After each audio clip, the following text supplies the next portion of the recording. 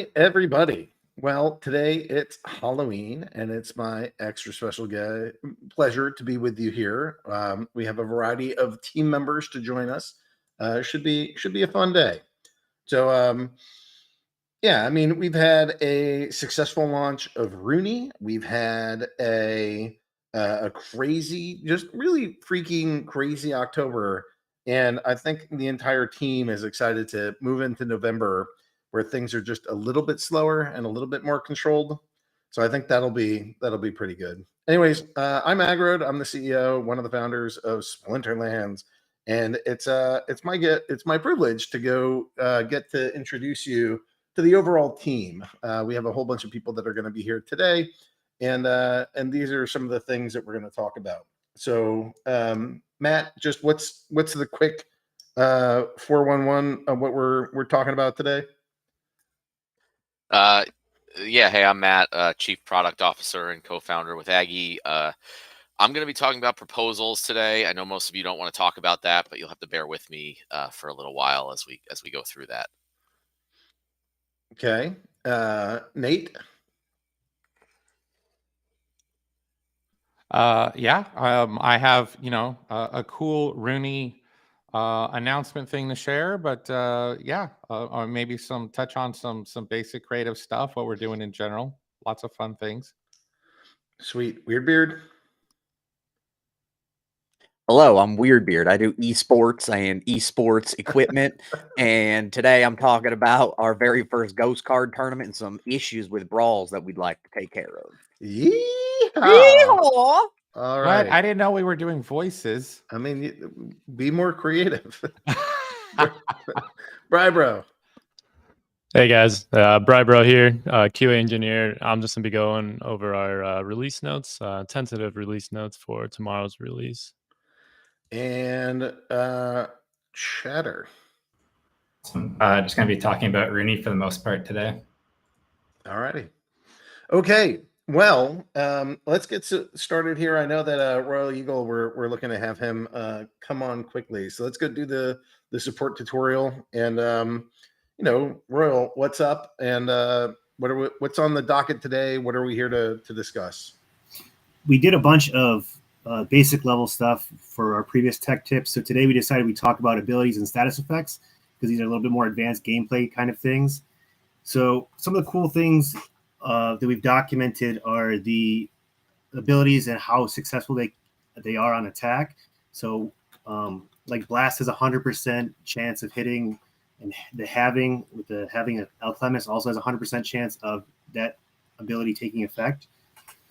Some of the statuses give positive effects and some give negative effects. We've also documented all of that as well, so people can cruise through that. We've put a lot of information into our knowledge center so that there's information here if you want to cruise back through later on and review it. But Inspire, Protect, Strengthen are all positive ones. And Swiftness can be positive or negative depending on the rule set that you're looking at. And then some of your negative ones, Affliction, Blind, Cripple, Demoralize, Having, Headwinds, Poison, Rust, Silence, Snare, and Stun are all negative effects along with Weaken. And then Slow can be negative or positive depending on the rule sets as well. Some of the effects could be stacked, like Cripple, Demoralize, Headwinds. And then but none of them can reduce the stats to 0. They all stop at 1 because you don't want to take a health down to 0. It wouldn't just be fair. We also have a whole section on how the abilities interact with each other if anybody wants to take a peek at that. So we've kind of laid out each individual ability and thrown how they work together. So if you look at blast damage applies to adjacent monsters is always 50% rounded up of the monster's base attack damage. Modifiers like Giant Killer, Knockout, Oppress, and Recharge apply after the blast base damage is calculated. So we've kind of gone through and tried to document when the different calculations happen as well in there, so that if you have a question about why you thought this ability worked one way or the other, there's a little bit more clarity there for you as well. All right. Sweet. Anything else with that doc or for the support tutorial?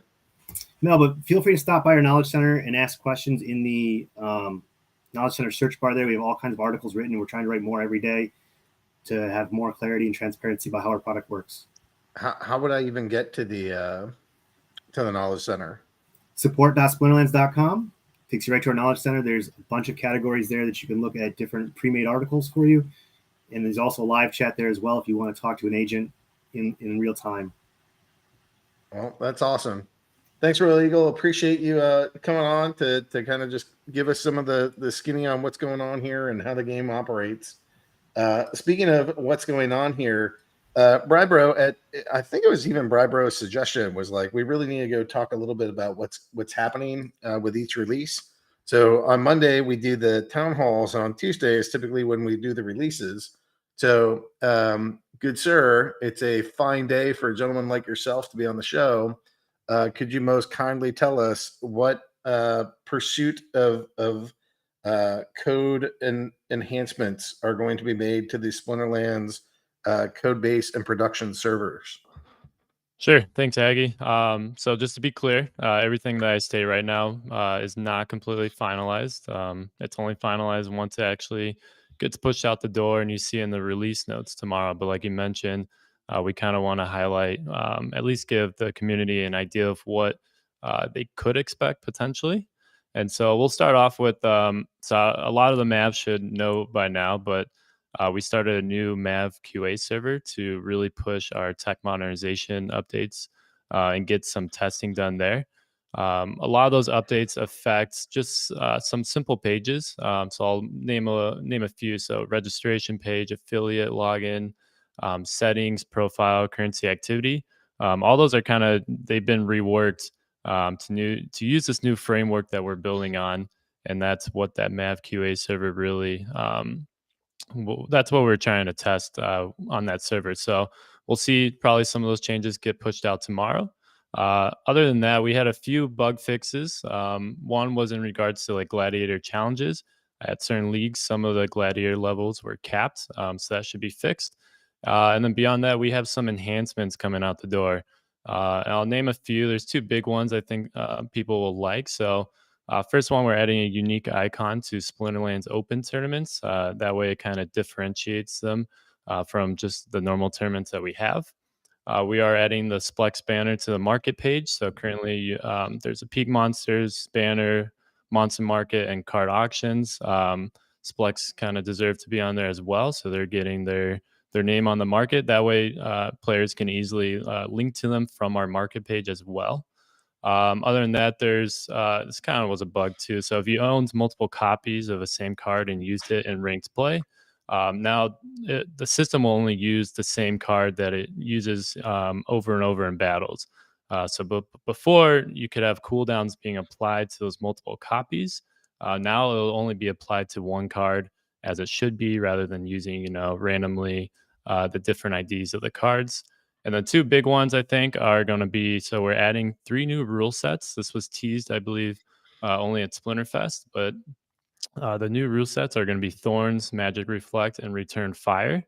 So that's going to be something that's going to really affect everyone because you may see that coming out the door tomorrow. And then the last thing is, this has been I want to say a popular request, is being able to change your summoner without redoing your whole lineup.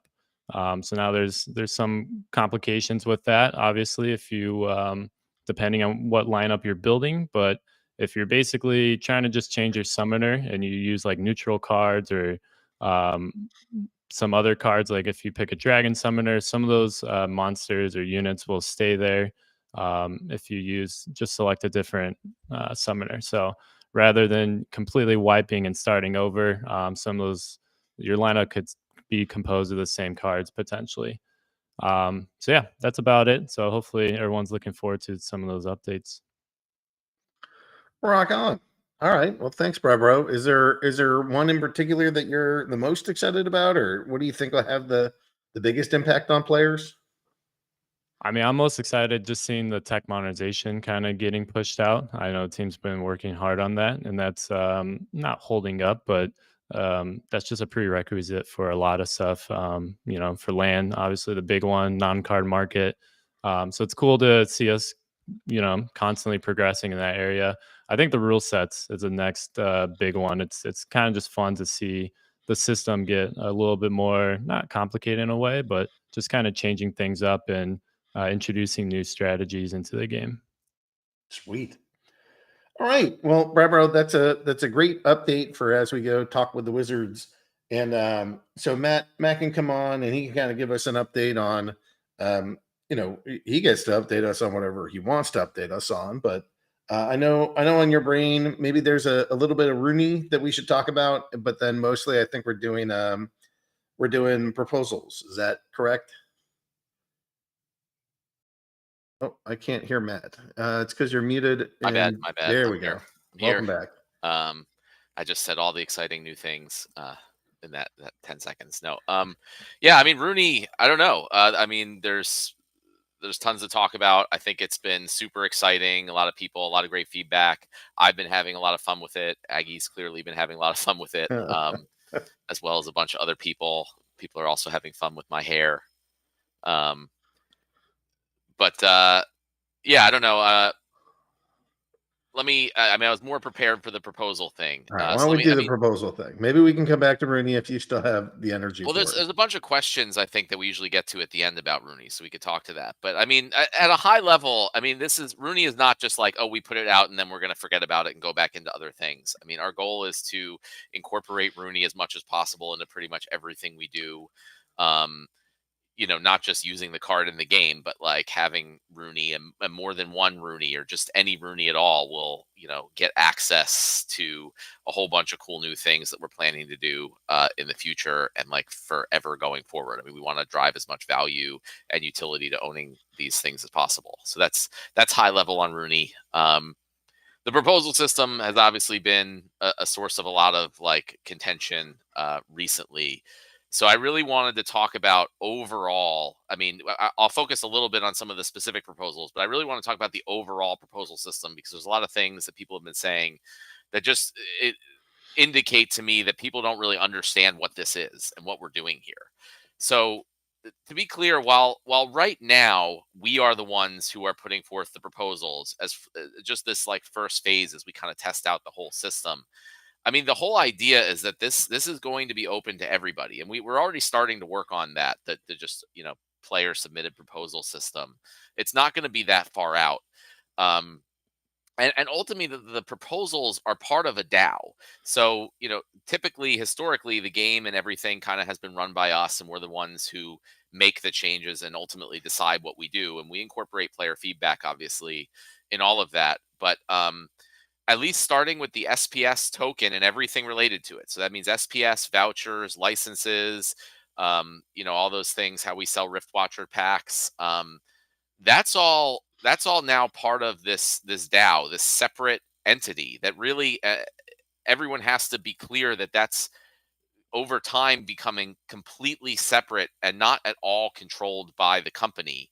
And, as such, anyone can make any proposals that they want, right, regarding how that should work. And that's going to be open and available soon that players can start submitting proposals for literally anything.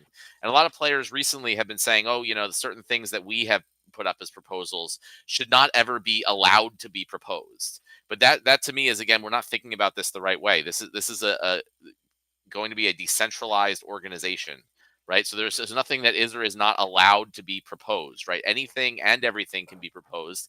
And I think that's good. Right. I think it's good to have everything be open, everything be on the table for discussion and for voting. And then obviously, if the community thinks that something is not a good proposal, they should just vote against it.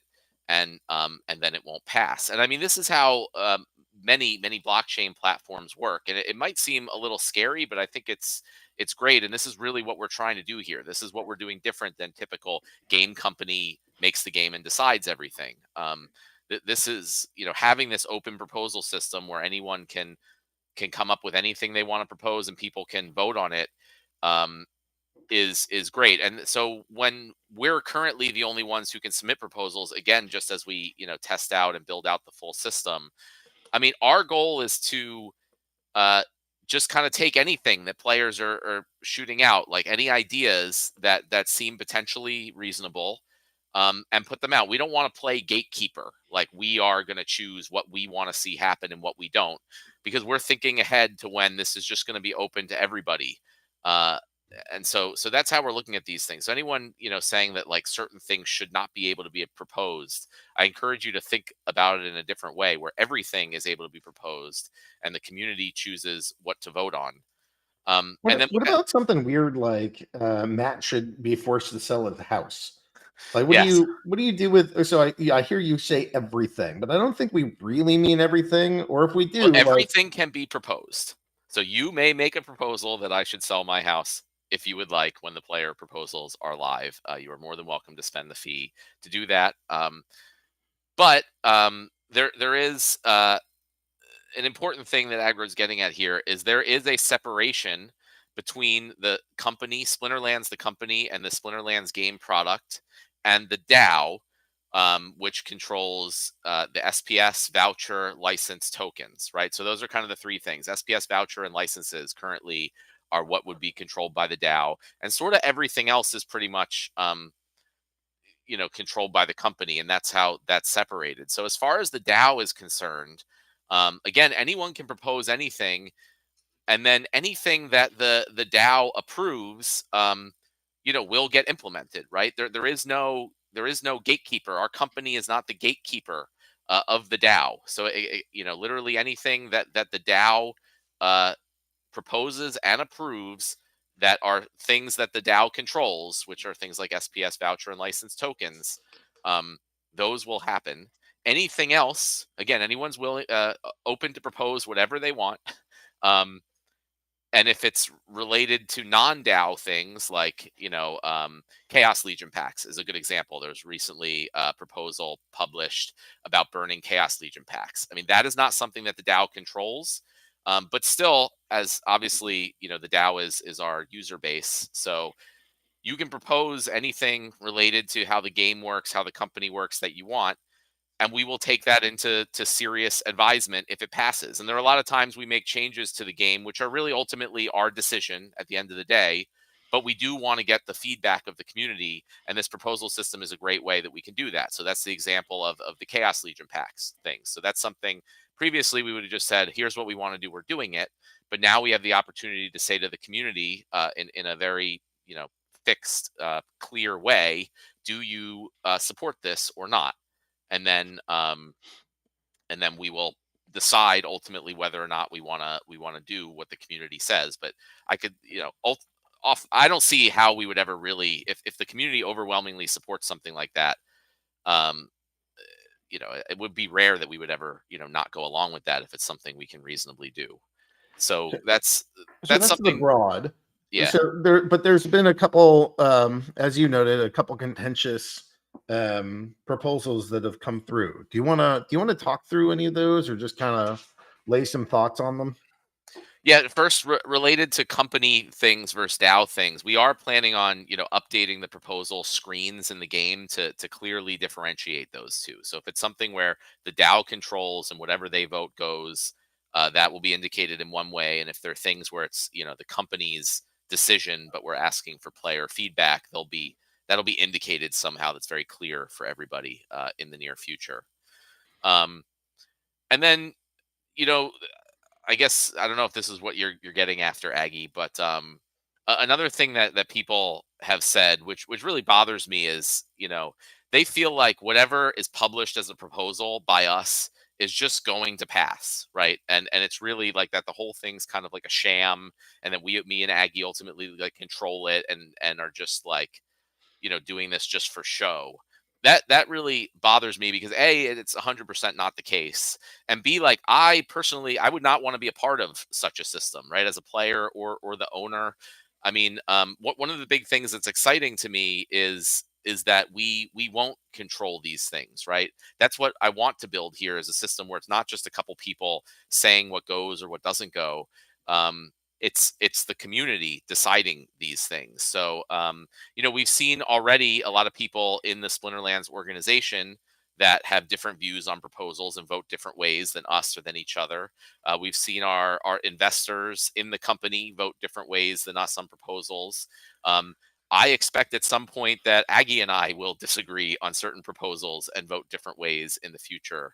And so, I just really hope that no one really believes that this is just some kind of sham, and we just put these things up knowing that we're going to somehow push it through or make it happen.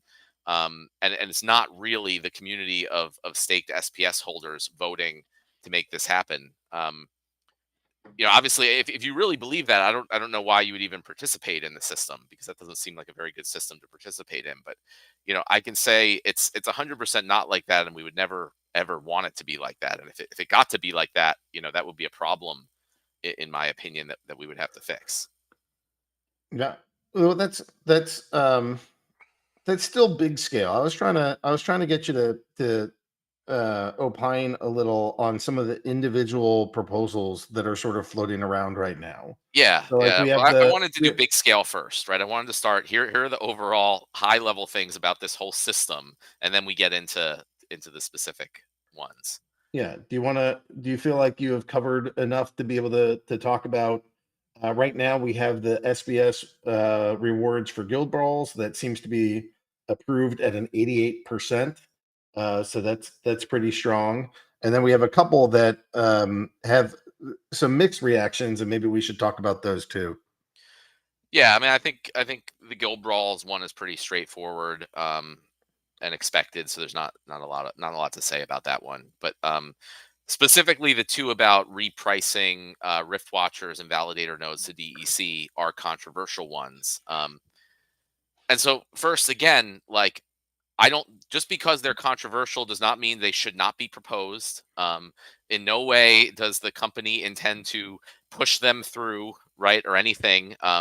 They are merely proposed for the players to vote on and to ultimately decide whether they should happen or not. So if you believe that it's a bad change for the game, you vote against it. And I would actually, even though I personally think those changes would ultimately be good for everybody, and I can talk about that in a while, I think it would actually be good for this whole ecosystem, if they or other proposals got voted against, got failed, basically, so that it's just clear to everybody that everything that we put up as a proposal is not 100% going to get passed, no matter what. I mean, it is up to the ecosystem, it is up to the community.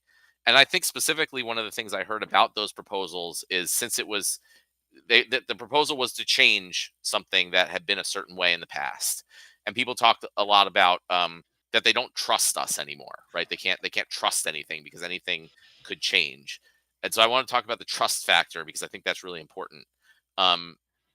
So again, these things are controlled by the DAO, right? They're very simple. SPS vouchers, licenses. They're 100% controlled by the DAO. So there should not be any trust in us, right? It is not up to us, me or Aggie. It is not up to the company. It is up to the staked token holders, 100%.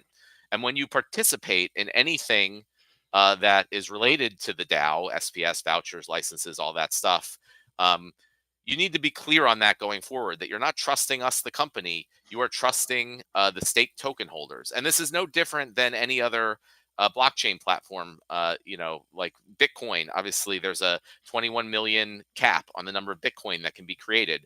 But the only reason that's there is because everyone trusts that the community is not going to change that, right? The community, the majority of Bitcoin node operators and miners and everybody could change that. Ethereum obviously had some super major changes that happened earlier this year. And that's part of this space, is that anything and everything is open to be changed. Anything can be proposed.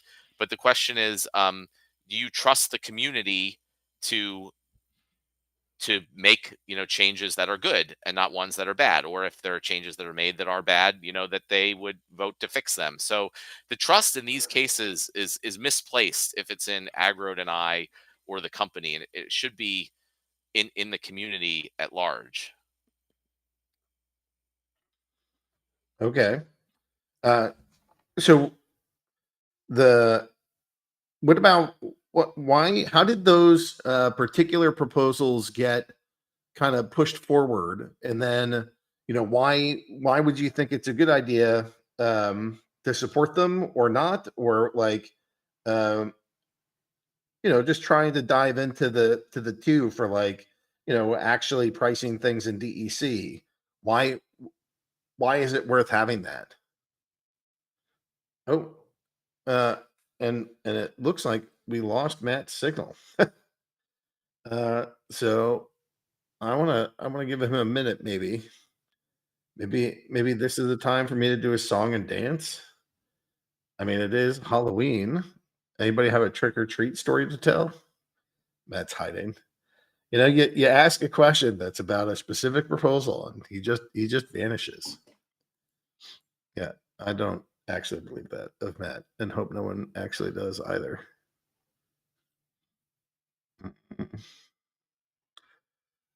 Um. Yeah. Well, wait. Oh, what do you want to do next round? I can't. All right. Let's bring everybody in. I don't know. I guess my where I was trying to go with this is something like um that proposal got some people really salty, and some of the salt was about, hey, you can't change things after the fact. And then the second was around like, hey, that would give a discount to some people because DEC is under peg and I paid full price.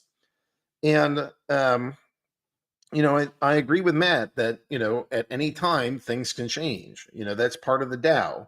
And I think this community is trying to figure out, and myself included, when is a change worth it and when is a change not. We have things in our brain about, like, we really like DEC to be at peg, or to be at the par value. We think that that's really beneficial for this ecosystem. And these are places where we could see that helping it to get there.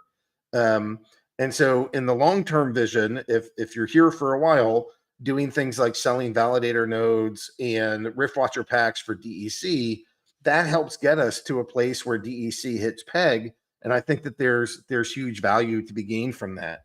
On the flip side of that are people that are saying things like, well, we don't want you to change anything because we bought it under this assumption. And so to some extent, when it's witnesses that are in here and they're running things, it's really going to be up to the witnesses and the stakeholders to make sure that it's not changing, and it won't even be up to us. So we all as a community have to figure out, where is that line. So I don't know. I don't think that I want to be in a spot where it's like 100% nothing can ever change after it's out there, because we want to make sure that there's room for improvement and way for things to go. But on the other hand, I sure as hell don't want everything to change at any given time at anybody's whim. That's not a good system either. So I think as a community, we have to figure out, where are we drawing the line. And changing things isn't the only way to make things happen. From this point forward, we'll do it like X. That's a way. Or under certain conditions, we'll do it this way. There's a couple different methods for that.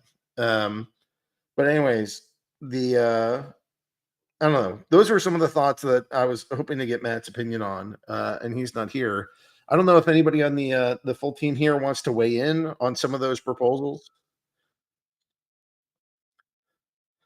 I don't know if anybody wants to chime in here on some of the more contentious ones. Anybody want to weigh in on contentious? Hey, does anybody want to shoot themselves in the foot? I think, like, at the end of the day, the biggest thing to communicate to players is that this is a two-way street, right? That it needs to really be impressed upon people that it, like, while the company still has to, like, be able to steer the ship in its general sense, this is a way to really coordinate and be able to like demonstrate the push of what players want, right? Like, a lot of the things that I deal with when I'm speaking to community members, part of it is being able to see if you are in that crowd that's the majority of everybody speaking on it, or if it's like a fringe challenge. Because a lot of the things that we run into as a company is, how important are the many different changes that we want to make, and community input, and what's a priority to the community is important in being able to determine that.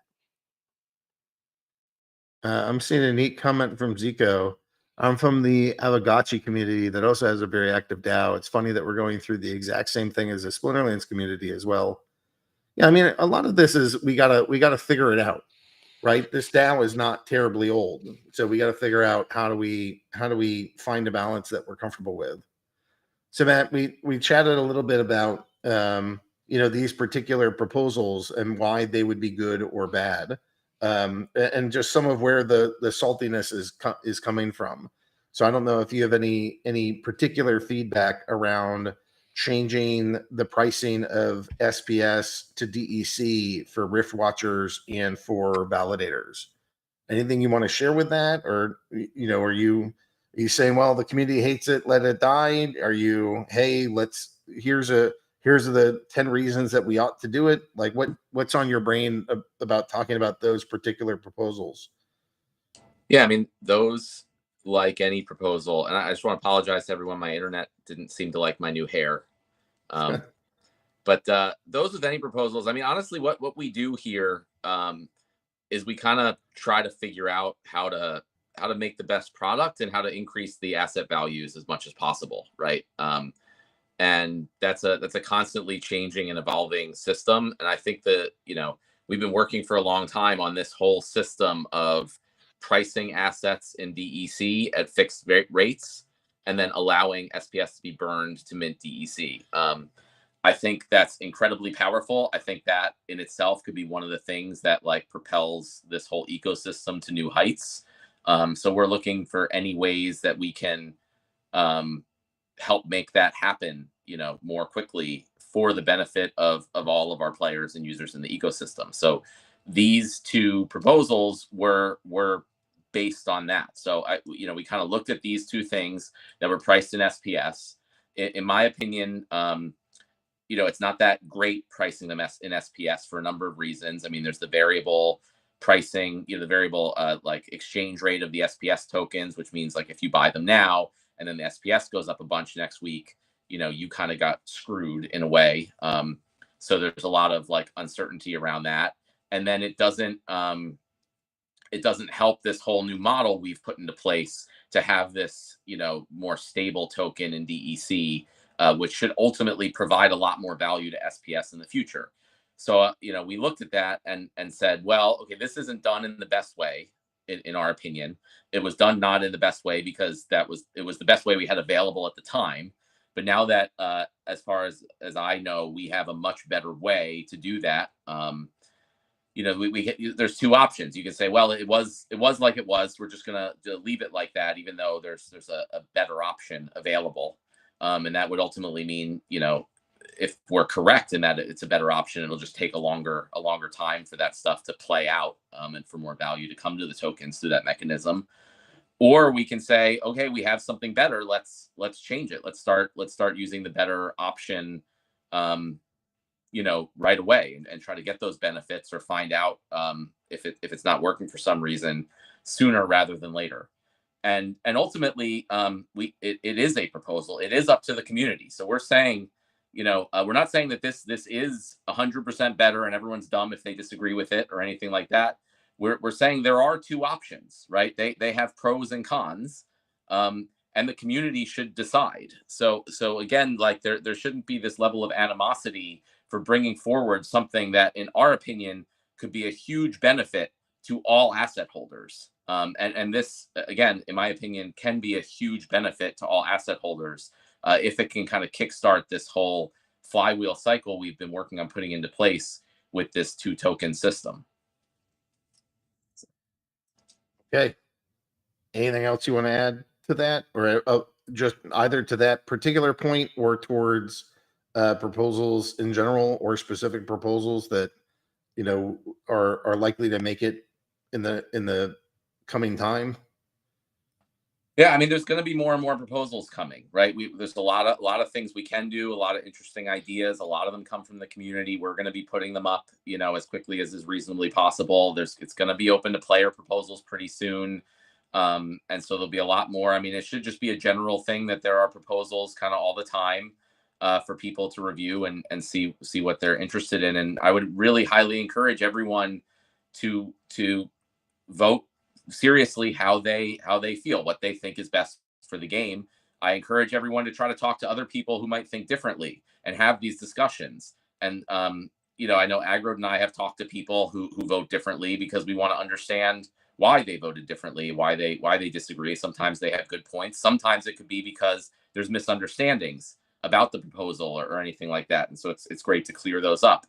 So I just, this is for all of us together as part of this ecosystem to participate in and make it work well. So all these, a lot of the comments around certain things shouldn't be proposed, or this whole system's a sham, or or whatever it is, like that's in my opinion the total wrong way that everyone should be looking at these things. And they should be looking at it as it's your system, it's your tokens, it's your everything, and everyone just needs to kind of work together and vote together to move it in the right direction. Okay. So we talked some about proposals. I think that was the sort of closing argument there. I'd be interested in taking a minute just for RUNI and just seeing like what's your initial thoughts on RUNI. What are you expecting for the general RUNI mint coming in a couple days, and just like what's your initial perspective on how RUNI's going? I mean, RUNI could not be more cool and exciting in my opinion. Yeah, I don't know what else to say about it as far as how it's going. It's like, it's super fun. It's really unique. And it's only getting started. I have no idea how the public mint's going to go. There's not a ton like number wise, but dollar value wise, there's a lot. And I do recognize that like our community itself has already spent a lot on a lot of different things. And as it stands right now, there is not a ton of value beyond having just a single RUNI. The initial utility for the token will be you'll be able to stake it and use it in the game as a card. But in the future, our goal is to add as much utility as possible for RUNI, so that there's a lot of incentive to have multiple RUNI, to just buy any RUNI off the floor in order to participate in future features, airdrops, different things we might do. So like really, this is just like the very basic first getting started of this project. And already the team and community members have been throwing out like hundreds of different ideas of how we can incorporate RUNI in the future, from land to tower defense to even things we haven't even come up with yet. And that's the plan. That's the goal. It's like you're going to want to have at least one RUNI, if not multiple RUNI, as sort of like your access pass to all sorts of cool different things in the future. Yeah, I went a little ham. I think I have over 30 RUNI now. Pretty happy about it. Got a gold foil RUNI, and then I went looking through them pretty early on, and I said, I think they look a lot cooler when they have a background that is not just the dark gray. So I went buying a bunch of ones just simply because of the color orange, or the color, and then I also enjoyed buying the ones with hats, because the other thing I noticed was that when I look at them, I think their hats make a pretty giant difference in how cool they look, and not every single one of them has headwear at all. So there's like the one that is just swirling water for the body. Okay, that's pretty freaking awesome. Matt's got one that's like a vine body. All right, there's a handful of the like uber unique ones that I think look awesome just on their own. But otherwise, I feel like they really need hats, and they really need backgrounds if they want to be totally awesome. So you also have the pickle. What inspired you to get the pickle, sir? I mean, how could you not? Like, I don't know. It was offered for sale at a relatively low price for a pickle, so I had to get it. Then shortly after, there was another pickle minted, of course. That particular player has no interest in selling it. I already inquired. But You're trying to get a monopoly on the pickles. I am trying, to monopolize the pickles. It's the new flesh golem, you could say. Fair enough. All right. Well, I'm really excited for the general mint. I know that there's only 3 allowed per account. Does that go away at some point?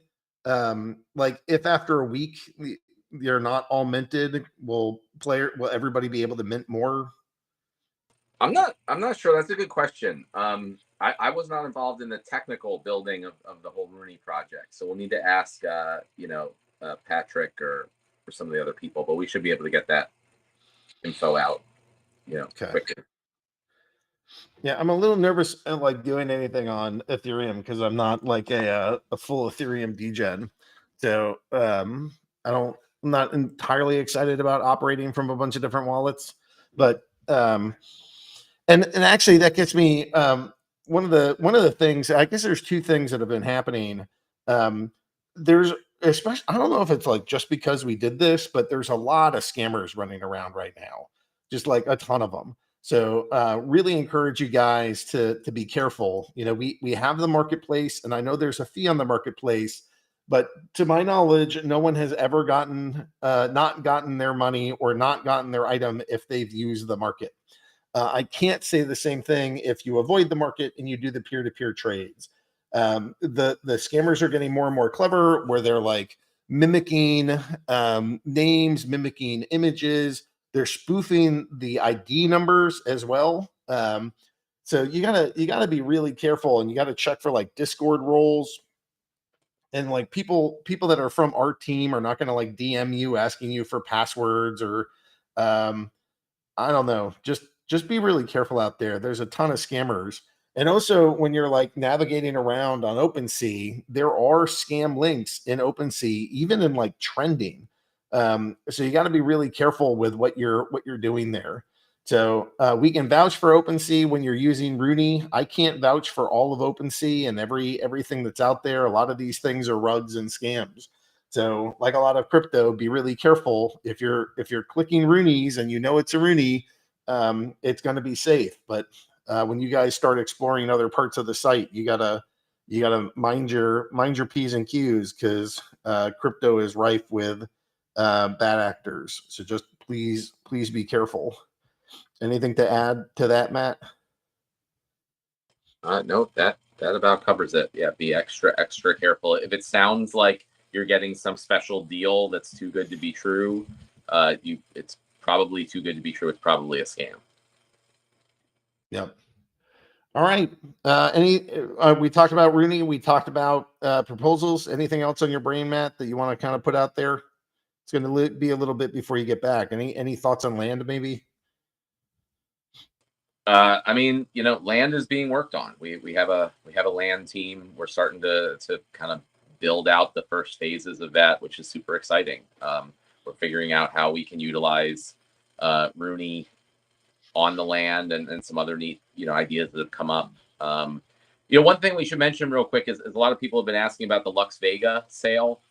So we're going to put out all the details about that like as soon as we can. We're hoping, I think, to launch it next week. But just what we do know, at least for sure right now, is that it's going to be DEC only with the discount using vouchers. And the DEC will be valued at $1,000 per dollar. If you have been getting fiat currency and need help getting DEC, there's a bunch of people who can help you do that conversion or whatever. But that's how it's going to be handled, at least for purchasing. Okay. Have we figured out how we're going to accept vouchers as part of this?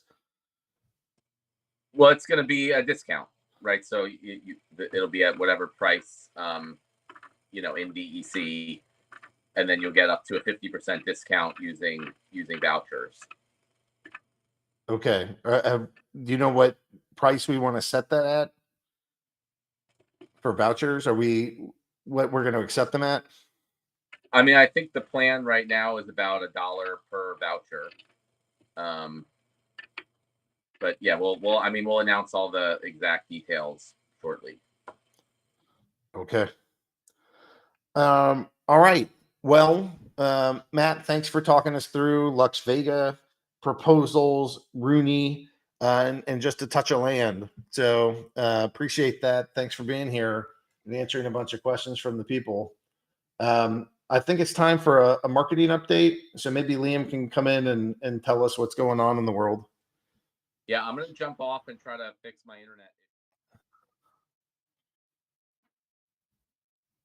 That'd be great. Thanks, Matt. All right, Chatter, give us a marketing update. What's going on and how's it feel having a beard? Kind of sucks, to be honest. I got hair up my nose. This thing's hard to talk with. Not envious of the bearded folks out there, but yeah, I mean, marketing update, it's going to be pretty small today.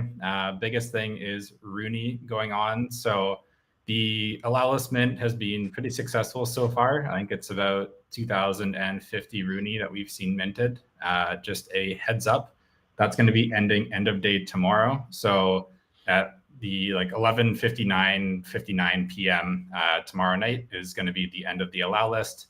At that point, you'll no longer be able to use any allow list mints. So please make sure to use them before that. And what happens if I don't? If you don't, then it's all going to get carried over to public sale essentially, and those unused allow list mint spots are just going to be turned into public mintable RUNI by anyone else. Okay, so I basically would have spent vouchers and then they're toast if I don't buy. Pretty much, yeah. All right, yeah. So just be careful, guys. If you bought the allow list spots with vouchers and you don't use them, that money is gone. And that, just as we gave you notice on, that's not a change or anything. Just reminding everybody that that's how this thing works. And what are your thoughts? I mean, so at one point we were number 2 on trending, right? Like that to me is amazing. I did not start the day being like, here's our first project to go onto Ethereum and on OpenSea. We're gonna be number 2 tomorrow. That was not anywhere in my thought. Maybe after like a general mint, but certainly not in the pre-sale. Like that felt like a really good accomplishment. Is that your take too, or do you think, is that shooting? Should we be shooting for the number 1 spot always? Like what's on your brain? Yeah, I'd love to hit the number 1 spot, but I thought it was awesome.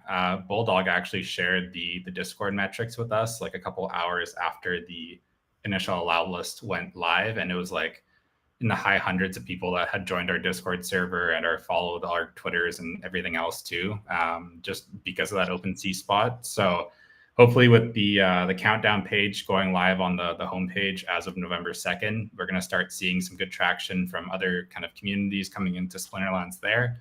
And then public mint goes live on November 3rd, and I'll confirm the time of that. I think it's 6 p.m. UTC, but I'll confirm the global time there with an announcement after this.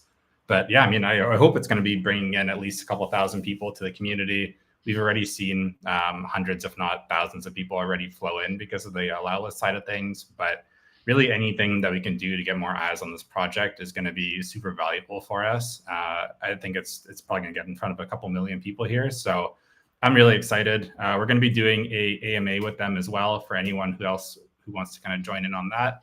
That's going to be on OpenSea's side of things. They're going to be hosting that kind of Twitter space for us. That's going to be Wednesday at 12 p.m. PST, 3 p.m. EST there. I just dropped the link in the town hall chat. But I mean, that's really it as far as RUNI goes. It's going to be super, super, super great visibility for us. I think it's going to be a great opportunity to bring new people into the ecosystem. And then for people who have used their allow list spots but still want to mint more, public sale is going to be kicking off again November 3rd. It's going to be up to 3 RUNI that you can mint max per wallet in the public sale.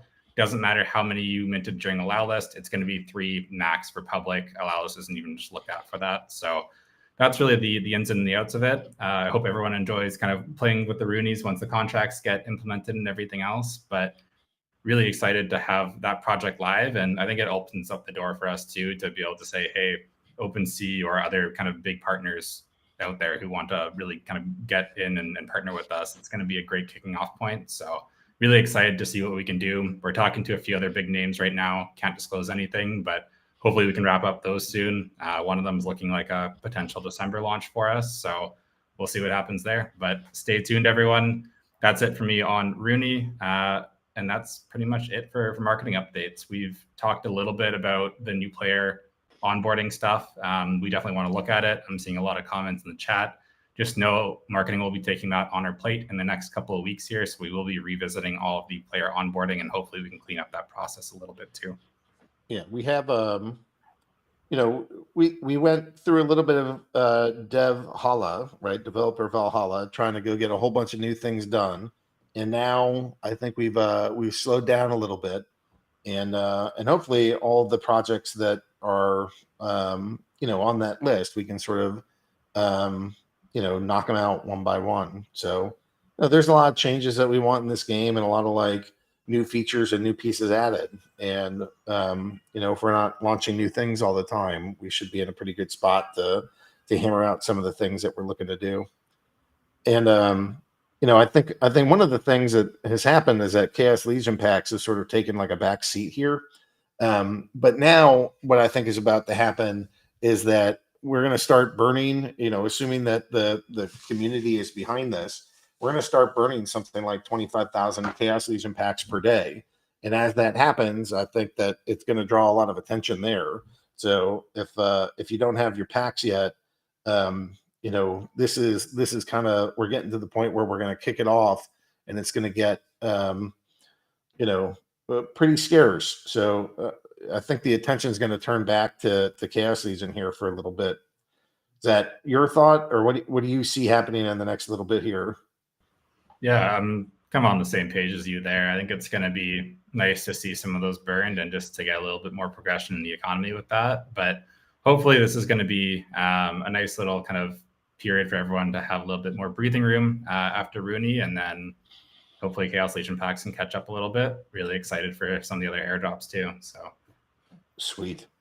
All right, Liam, thanks for coming on. Now you have a lovely beard. It is a weirder beard than the WeirdBeard beard. But let's go get WeirdBeard on to go talk about his beard and brawls in general. Howdy. Howdy. How to do? Howdy. I could, you know, it's been a while since I've been in Texas, but I could try to get like a little Texas drawl back. No way. I went to college in West Virginia. I don't need no Texas drawl. Well, I mean that you don't need one, but I'm thinking I might. All right, so tell me what's going on with brawls and the tournaments and what's going on. It feels like we're doing a lot and we're not at the same time because there's so many things to kind of juggle and talk about. The first big thing is our very first Splinterlands Open, our very first Ghost Card tournament happened over the weekend. Technically, it started on Friday. And it was very close to breaking the record for the largest Splinterlands tournament that we've ever ourselves put on. Wow, that's pretty good. Let me get the exact numbers that we had here. 337 players entered into it, which is just nutty. The first place winner, OMG-SP2, second place, Martax, third place, Super Cow, fourth place, Kentucky Joels, and fifth, Infinity X22. But they had to win 22 battles to take first place. Jeez. Yeah, it was a lot. And especially with having, you know, everybody get access to those cards that they may not have had before.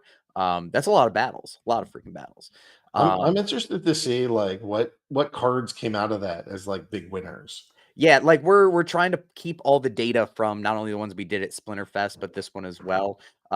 Because in moving towards like having a professional circuit of like tournaments and everything like that, we're going to have to know if cards are broken. You know, some cards may just not be overbearing to play against in like ranked play because only so many people own them. They may not be leveled up all the way. Like there's so many copies that it's going to be interesting to see like, are there broken cards or combinations that need to be moderated within a professional like circuit sense? You know, because we didn't include reward cards or promo cards in this event at all. We did Untamed Dice, Chaos Legion, and Rift Watchers. And it's going to be interesting to see like the distinction between modern and wild. And if a card just absolutely owns in wild, but you put it in modern and it doesn't have other stuff to play off of. What was the feedback on the tournament so far? Did the people like this format? Was there were they talking about it? What'd you see? I'm not gonna lie, it wasn't all peachy keen. You know, people like the tournament format. Some people were mad that we didn't include those promo and reward cards. I felt it was going to be a lot already with all the cards that we were including, to also include promo and reward cards, that it's just like extra sets that we maybe didn't need to have. But the big thing is working on the prizing, right? Because we still, there are people who really enjoyed the format. But there are people who still have questions about, you know, oh, is it going to devalue owned cards when we run these? And I don't. It's just we have to have a plan on how we're going to do it, you know? Also, we didn't know exactly how many accounts we're going to be entering, since there are no staking requirements. There's no CP requirements, but we did have a 20 SPS entry fee, and then it was a KYC account. So we were waiting to see kind of, you know, how many people would enter, and we got a huge amount. So we didn't prize nearly as far down as like some of our tournament regulars are probably used to. But it's figuring out the balance between like our owned card tournaments that we currently have. We have flattened the pay ladders so that the prizing, you know, if you enter, most likely, as long as you win at least one battle, you're probably getting your entry fee back. And I don't think that's how we want to do the prizing on the skilled tournaments, right? Because, you know, if you were to enter a Super Smash tournament or a League of Legends tournament or any of these other, you know, mainstream AAA competitive games, prizing is something that you have to like do really well in the tournament in order to be able to do. I don't think our prizing structure was perfect this time around. So we need to fix it and really dig deep into that. But overall, it's like the ethos of, you know, because the owned card tournaments have those CP staking requirements and the SPS staking requirements, we need to be a little bit more flatter with the prize pool, as opposed to like bringing it towards the top for the skill based ones. So, you know, it's again just developing and really understanding where we're going to go with the overall esports scene, and what that means for the game, right? Like, if we're going to do esports, we need to have like an actual system that we're doing it on. It's not just, hey, here's some extra tournaments that we canceled other tournaments to be able to fund. We need, you know, it needs to be a controlled environment. We need to be able to run the esports tournaments the way we want to be able to do. And do you think we're getting there? Does this seem possible, or do you think I are mean, the first experiments telling you no, we're screwed and we no. should abandon ship? We're nowhere near that. But what it shows is that you know, this is a project. It may not be on the same size as like land, right? But like there are many things that we need to be doing. And the big conundrum that we have right now, right, is that there are all these things that we need to be doing to like move the esports scene forward, and to develop live tournaments, and how we want to set up like doing local regional qualifiers that qualify for a World Cup eventually, right? But then there's also the things we have to be doing to take care of the tournament scene as it exists now, right? You know, just overall improvements and updates and security issues and just all these things. So it very quickly feels like, if you're going to be doing an esports scene and we're going to be attracting first time players, you got to get your poop in a pile. And it's like, it's so important that we do that. And how we do that amongst the many other projects that are already kind of operating is the balancing act that we have to figure out here, right? Like, people have talked about a way to onboard new players. I think ghost card tournaments are the way to do it.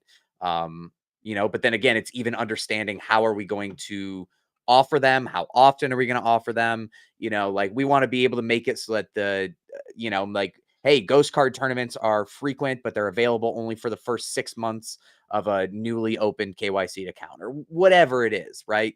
Like, we can really approach and like teach new players, I think, with ghost card tournaments. And then, if, you know, I could sell my soul for a draft mode tournament to get them cards to play with as well. But it's all like, it's making sure that we don't feel like we have to prioritize one by one of the items. It's got to be like a project size thing, just to make sure that we do it correctly, because hopefully it's the way that a lot of first time players interact with the game and like get introduced to it. So, So what's happening next, or what's next in the lineup to sort of move us in this direction? Are I, you stuck? Are you making progress? Are you and like what project do you think is kind of the next highest priority? I would say I'm a little of both. We're moving forward with small things, right? Like things that are currently in control. But coming out of Splinterfest, we realize kind of the tournaments that we have right now are woefully underprepared for like live events, right? Like we can't manually control round by round. Everything just sort of goes once the tournament starts, and we have to play catch up with it the entire time. Or, like in some uh KYC process, and getting all the players on. We had a lot of issues with we've never run KYC tournaments before. So like having to solve for those problems. I think a lot of it right now is rallying the troops and sort of getting the WeirdBeard vision's got to be out there, and everybody has to like agree and understand what we're shooting for, and then start taking bites of the elephant one at a time.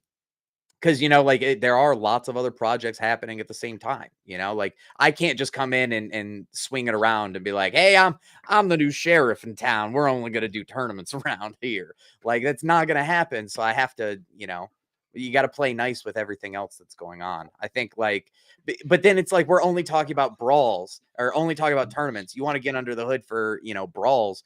We've got things that need to be done there as well that take like technical debt that has to be sort of paid for. Like we're currently running into an issue where there are guilds that sort of like get abandoned by their leaders, and there's no way to remedy that. Like you can't just go in and be like, oh hey, our guild leader bounced, we haven't heard from him in 6 months, can everybody vote to like appoint a new guild leader to do things? Like we have to be able to roadmap projects like that and understand, like I don't understand all the technicalities that come from like if I tell devs, hey, we want to do Swiss bracket formats, like what else is that going to break? What else are we going to do with it? Like it's a lot of it feels like a lot of small things that add up to a much bigger thing. And for me, it's like working on an old car where like when you find one thing that's sort of broken, you're going to find many other things under the hood that also need to be fixed at the same time. So like giving the leeway and the room to project managers for that is a difficult position, because it's not just me being able to make a call and go, hey, stop doing this. You guys get to do my stuff now. We have to get everybody to agree that it's a high priority item if it is. And then how do we tackle the, ginormous list of things that come along with it? Yeah, I mean it's a little tricky for the business, right? Because it's like, I don't see direct revenue from tournaments, right? So every dollar that I put in, it helps the community and it helps us grow, and I know it's good for us. But as I'm running a business, it's how much of this business do I want to put towards just the community versus us actually getting revenue in the door? And Matt and I take a policy of always putting this community first, but we always have to like make sure that there's enough money and we're paying the bills, and that there's 150 people that work here, and we can't just do everything for free for all the things. Yeah, it's also developing, again, that plan for how do we use these as a marketing tool, not just like, oh, these are cool and we'd really like to play them. Like they need to be an outreach tool that we can reach to new players with and use to bring them into the game and have a fun first time player experience. But then it's also like making sure that we're building tournaments with attaching sponsors and cool event supporters and like other things already built in, right? Like, so it's like, it's really tough because again, tournaments are like a lost leader. It's like at Costco where they will never change the price of a hot dog, and their rotisserie chickens are always $5 no matter what. It's a lost leader. People come in because they want that, and you hope that they get other things while they're there. Tournaments is the same way in that there's like prize pools that sort of just go out the door with that. But what you're hoping is that it's either attracting those new players and getting them to come back multiple times, or it's for players who are maybe bored of ranked and it reinvigorates them to come back and compete and engage in the game in a new way, right? Like there's just, it's very tough to to me. I'm always like, everything's important, and that's not a sustainable business model or a business person. That's why I'm not in charge of things. So, working really hard with other people to understand, like, how are we going to prioritize? What can we attach business use cases to, and be like, you know, like, for every time that I'm like overly enthusiastic, there has to be somebody on the other side balancing it out of like, okay, let's put it in context and make sure this is a business decision and not just a WeirdBeard's excited decision. Yeah, I mean, if this was like full bull market, you know, I'd go hire more devs and be like, go do whatever WeirdBeard says. But we've been sitting down here at $19,000 Bitcoin for like what, 6-7 months? I think it's 7 months as of tomorrow.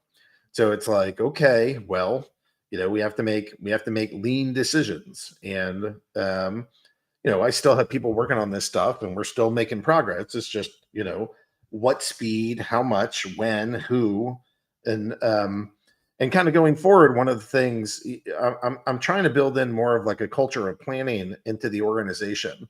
I've previously had a culture of let's rush all the things all the time, and now that we're bigger, I don't think that it's scaling. And so I'm thinking, okay, how do we make sure that we're planning these things out? And the sort of stuff that you're describing of, I want Swiss tournaments. Well, what does that mean? And then what is that going to get us? Mm-hmm. So I really want to get like I initially called it a bookshelf, but the nerds in Agile call it your backlog. And you want to know like, hey, what projects do we have? I have a dev that's free. He's got a couple options. What is he going to build? And it should be some mix of like things that are good for the community, things that are good for the business, things that are good for the DAO, things that are just good for social. And, you know, we can put business priority lists on these things, and that dev could like pull it off the shelf and say, all right, I'm going to start building this. And the question won't be, well, what am I building? You can't just say build the Swiss tournament, you know, because that's a lot of work to put on the shoulders of a dev. We got to go kind of like plan it out and describe it, and really make clean distinctions of what we're expecting everybody to build. So that's kind of what's in progress in my mind. And the better that we get at that, I think one, we'll ship code faster, but two, we'll know where are we making these improvements for the company, the community, for marketing, for whatever else, and can try to balance that a little bit more easily than the kind of like guesswork that we do to some extent every day right now. Yeah, I mean, it's like there's just a lot that you get under, and it also at the same time, you know, again, we're having to respect the tournaments that currently exist, you know, for owned card tournaments and the way that we do those. But we operate within a framework, right? Like of, hey, it's staked SPS it's staked SPS and CP requirements to be able to get in, and for like it's from the data that we've seen, right? Like when we've done the Scarred Hand Cup tournaments, which are like lower entry requirements, Chaos Legion, and now Chaos Legion Rift Watcher only. Those ones get super, super filled up. Lots of people are able to get in because it's like the staked SPS requirements are just low enough that it feels like it allows a lot of people. We see these ones with the Ghost Card tournament that we just did. No CP requirements, no staked SPS requirements. Lots and lots of people were able to enter from all different, you know, like up from champion to novice, all were in the mix in there, right? So it's making sure that we respect the card tournament, the owned card tournaments as they are, but working within a staked SPS and CP requirement world sort of puts things into a box, you know, like there's certain tournaments that are just unaccessible to the general player, and it's making sure that we can like we can't, the big contentious ones are always the gold foil alpha tournaments, you know, it's the ones that get under everybody's skin, and you'll have people that get very mad one way or another.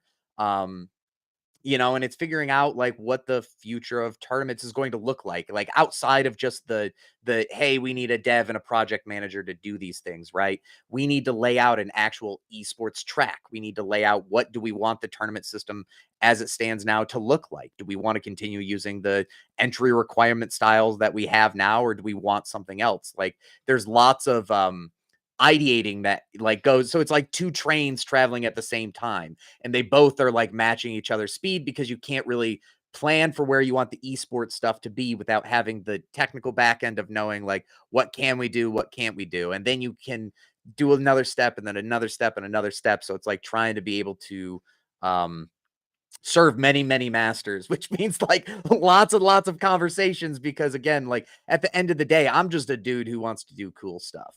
I'll say with I'm just a dude who wants to do some cool stuff. But like, you know, if you Aggie as the CEO or the community were to go, no, we just want the tournaments to be how they are. Like you're, you know, like not enough people want draft mode tournaments.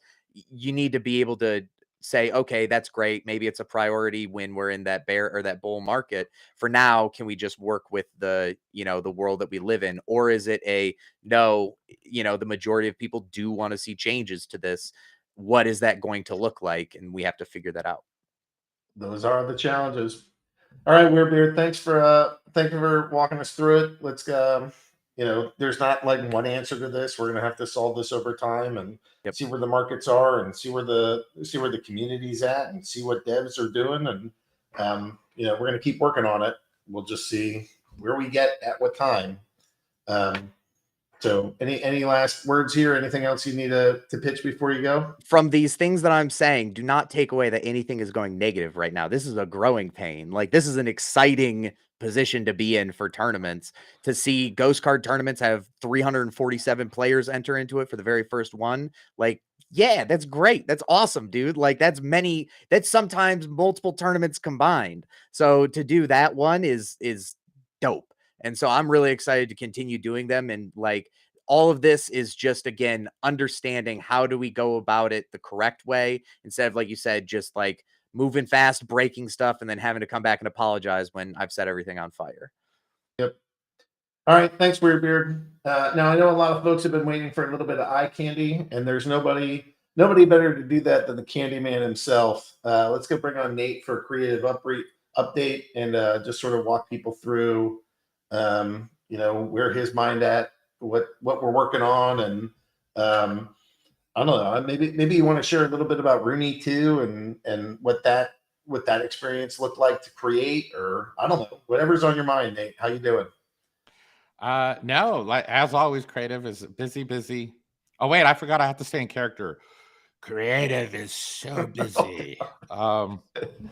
But last week we pushed to engineering all the layout and the graphics and assets for the Lux Vega. So don't worry, guys. We keep hearing, when's the Lux Vega? Hey, it's literally around the corner, as Matt said earlier. So that's coming up pretty soon. A lot of people ask about the what is it? The Rift Watcher airdrop. People want to know. So what's interesting, and some of you guys know, and some of you guys may not even know that, you know, it's my fault. Sorry, the delay, Nate's fault. We went to go do the airdrop, and we're looking at the final stats for this thing, and we're like, the artwork doesn't quite, you know, I don't know. I feel like we could do better. Like, you know, the stats didn't have flying, but it was a big dragon with wings. Or like, well, we could work the lore so that his wings don't work. And then there was like, well, the health was kind of low. He's kind of a glass cannon type character. And this dragon looks very, you know, full of stamina. So we're like, you know what? Let's go ahead and use the Uset for another time, maybe in Rebellion or maybe for another reason. He'll pop up. Don't worry. He's too cool not to pop up. So we created another character as more like a lich, more like a dark necromancer, like his body's decomposing and he's like, but he's very powerful.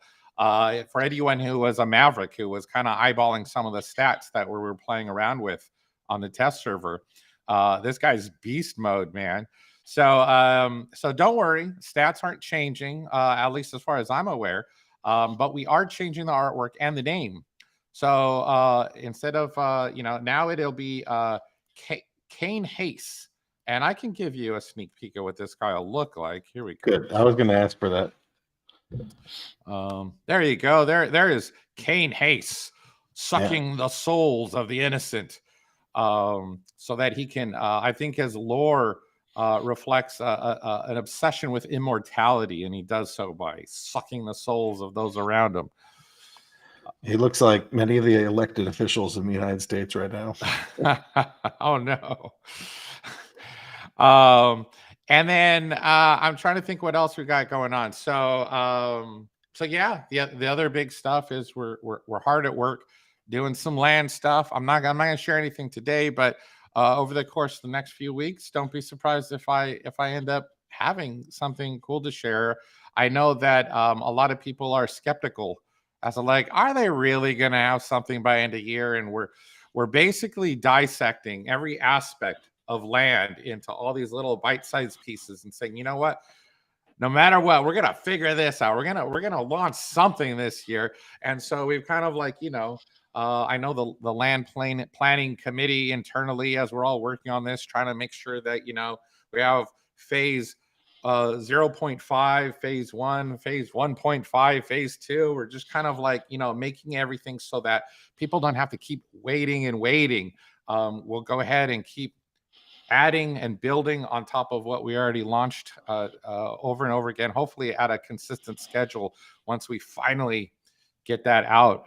So that's pretty exciting stuff to see internally, and then publicly, you, the community, will see more, of course, particularly those who weren't able to attend Splinterfest. I know you guys feel like you're missing out, which brings me to the point that the HyperX Arena finally did get us the footage. And we're hard at work at trying to get you guys kind of like a digital experience to feel like you were there if you didn't have an opportunity to travel to Vegas and be there with us.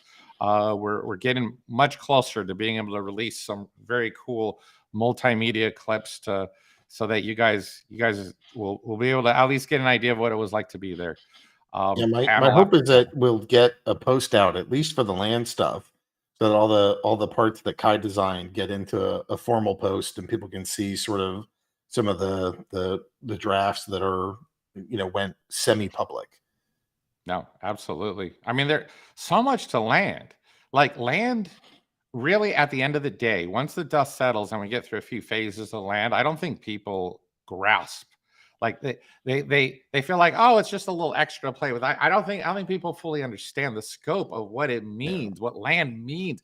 It's like going to change so much. It's going to change everything. How you look at the game, what you think of the game as like, what it entails, the entire ecosystem of what is Splinterlands. It's like people have no idea. I think even now in chat earlier, and lots of times we hear, well, why are you guys ignoring the new player experience? What about the tutorials? What about this? What about that? Well, you guys have no idea how much things are going to change relatively soon. It's like as soon as we finish making a tutorial, new user experience, it's like everything's going to be different. We're going to have to redo it again. So just think about how much DEC you earn per battle. Yeah, so bear with us a little bit longer, just a little bit longer, and I promise you, we'll get to that cool stuff.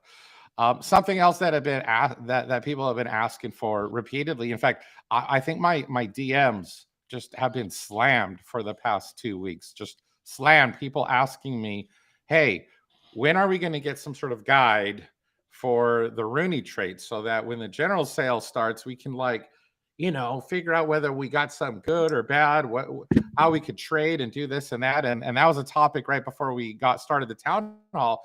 I was, talking to you and Matt and the rest of the stakeholders right there in the digital, blue room or green room or whatever you call it. And you guys signed off a chatter check with PJ, VP of Engineering. Are you guys okay with releasing this? They said okay. The dev said okay. So, hey guys, we're going to do it. But let me forewarn you, it's a big file. I mean, you don't get 2 billion with a B, 2 billion variations of RUNI by just having a few pieces of artwork. So unfortunately, I'm going to share a link with you and you guys could download it, but I'm warning you ahead of time. Beyond Wi-Fi, be ready for a massive download. The thing's like 1 gig in size. So sorry about that, but here you go. For those of you who want a RUNI exploration traits guide, here you are. Voila, you're welcome. Basically what that'll do is it'll show you every single trait that you could possibly imagine, broken up by head, body, etc., and also subcategorized by rarity, and you also get the name for each trait in addition to what it looks like. So at the end of the day, it came out to well over 30 pages long, this document. So So hopefully you guys are happy with it and enjoy it and you know, see what you guys mint in the upcoming week.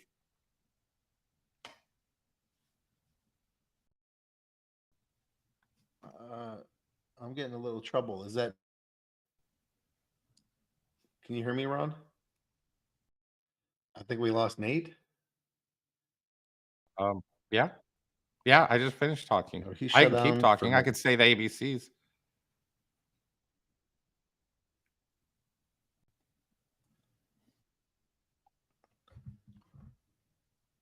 Refresh. Yeah, he's totally robotic for me.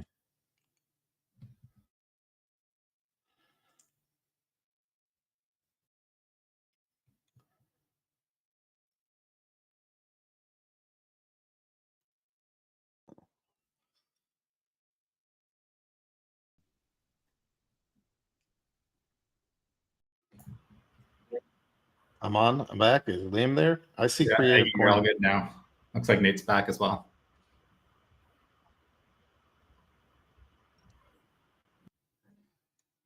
Okay. Well, it seems like all havoc broke loose when you launched that, Nate. Seems like everybody and their mother started clicking and downloading. Well, good. The more the merrier. Everybody download that. Yeah, I think that's should be pretty fun. I think that people will be excited to see that. So, thanks for getting that put together, and you know, I think everybody's excited to see what that's going to look like. No, big hats off to our creative graphic designer, Tamer, who spent a lot of time trying to take all the images and the spreadsheet of names and try to like create these grids. I don't even, who knows how, yeah, it was quite the accomplishment because I was saying, hey, I need it all done and I want it in time for the town hall. And he's probably like, oh my gosh, okay, I'll try. Okay. Well, maybe some people can post some screenshots of what they're excited from that document, and we can go through it. Anything else that you want to kind of run through here? No, I think I'm solid. I'm really kind of looking forward to Matt coming back because I had put a little survey to see. I went in the game and looked for every character that had pink hair because I think Matt had implied like he was a character and I should know who he is because I helped make all the artwork. So I'm like, okay, I'm gonna figure this out. So it looks like Mischievous Mermaid, last I saw, was winning the vote as to what people think he was. So I hope he comes back so we find out. All righty. Well, thanks, Nate. Thanks for the update. I can already tell people are getting excited about all the little RUNI details that are in there. So thanks for sharing that. I think people are going to dig it. So let's go. We got to go do the Splinterlands TV. So Ron, do you want to go come join us on air? This is Ron. Ron is in the spirit of RUNI and in the spirit of being a clown and in the spirit of Halloween. It's like so many things all at once. Welcome, Clown Don. How you doing? Well, thanks for having me. I'm here to talk a little bit about Splinterlands TV. But do you want to do some town? Can you hear me? Can you hear me? I can hear you. Okay. I'm excited for Splinterlands TV and excited about how it's been going. I guess there's a handful of shout outs that I probably need to go do here. Yeah, let's do the shout outs real quick. First off, we got Ghostly. They're telling me that there's a huge echo. Now I can't hear it, but maybe they can. Yeah, there is. Echo. There we go. It's fixed now. All right. Sorry, guys. A couple different. We've had a whole bunch of different tech issues today. Sorry about that. But first off, shout outs to Ghostly BG, to Boomburst, Lordo, and DJ Bagman. Really not that hard of a week this week. I could handle that. No, yeah, and I didn't even throw you any curveballs in this time, so consider yourself lucky. Sweet. There's always next week. All right. Anything you want to add about Splinterlands TV? Oh, there's tons I want to add, but I'm not gonna go through it all. I do want to say that we are 4 hours away from being 100% full, 24 hours a day, 7 days a week. Wow, that's and great. actually, those 4 hours, I have held up on filling just because we've got some stuff that might be switching around here really soon. So um, I fully expect to have all of the slots filled up within the next 2 weeks, and we're going to be at 100%. And what does that mean to you? Like, you and I talked about this project. I don't even know. Maybe it was like a year ago now, but like, what got us going down this road? Yeah, actually, isn't this your 1 year anniversary, your Splinterversary? It absolutely is. Yeah.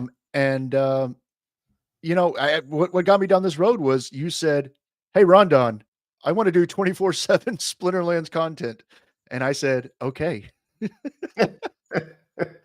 That's Like, about it. what do you think that's done for us as a business? Is this is this something that we should be proud of? Is this no big deal? Like, where does this kind of fall? Well, this is absolutely huge. Nobody else has ever like ventured to do something like this. So, basically we've had to make all the tools in-house. We've had to figure out, how do we coordinate with, people from I don't even remember how many countries we have, like 27 countries around the world in all different time zones. Sometimes they got daylight savings time, sometimes they don't. And coordinating all of that onto one schedule to make it a seamless show to show experience for the audience is quite the accomplishment. And not only that, the things that I've been seeing, we don't actually like track everybody and understand exactly all the data, but right now we are seeing a lot of the different, you know, kind of different effects that this is having on the ecosystem, where the retention is helping the the like people come in and get to share their ups and downs with the hosts. They get to share oh yeah, I got a great card, oh man, my season rewards weren't really what I was expecting this time. Or they get to pick up some new tricks that they go, oh man, I need to go get that card now, and play that because I've been really struggling in bronze, and I am that's still exactly on what a I call. needed. What's up? Yeah, it's like the bar cheers, right? Like, you come in, you tell your problems, talk to the show host, and I watched somebody get more SPS than me in Champion League today. It was terrible. Yeah. Well, that's kind of that's the Splinterlands experience, right? You get your really great chests, you get the ones that aren't really what you wanted, and then everything in between, and that all adds up to what it takes or what it means, and more of an acquisition thing and getting new players to check us out and see what we're all about. Pretty stoked for this, Ron. Nice work. Nice work doing that in like literally a year. 24/7 streaming for us. I think it's huge. What a massive accomplishment. Thank you for doing it. You're very welcome. You want to You go wanna do show some- us? Yeah, show us the clip of the week. Absolutely. So this week's clip, it actually, we have a lot of stuff that gets given away on the stream. This week was pretty special.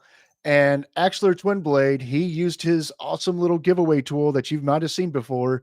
He used his awesome little giveaway tool to pull up something really incredible.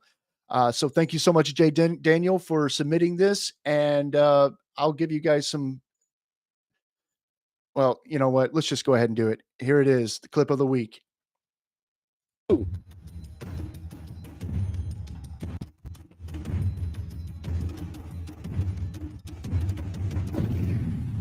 Holy cow! Check that out.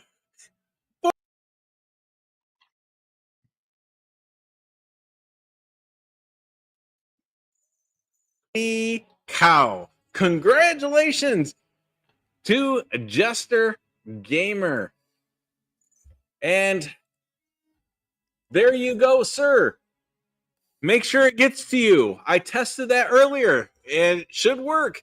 Congratulations. Somebody clip that. Somebody clip that. That's worthy of clip of the week. You just won a plot of land that was donated by Jesterago, an original OG in the game. So thank him so much for that plot of land. Thank you guys for joining me. See you again Wednesday from 9 to 11 p.m. Eastern. Wait, so Gandalf is saying no sound. Did you guys not hear that? Hmm. I was able to hear that. For what Yeah, that's if you worth. guys heard that, then everybody else should have. Yeah, I heard it. Jen already Okay. said it cut off midstream. Oh yeah, no, there was a little blip there. Yep. Okay. So yeah, no, plot of land given out live on Splinterlands TV. You never know what was going to happen. So people are saying this is choppy. There must be something going on with Restream, but I don't know. Anyway, that was it. You know what though? I got a bonus clip for you this week. Oh, let's do it. And then let's get into these questions. Absolutely. So here's a little bonus clip just for you, Luthien. Angry Chipmunk 1 is a Oh, better and it's player than of course I me. can't hear it. I want to All see right. this little costume she's got. Yeah, no, where is it? Bonus clip. There we go. Let's try this one more time. Ooh. Okay, it doesn't want to play now. All right, well, I guess we You'll have to do it next time, Ron. Angry Chipmunk 1 is a better player than me.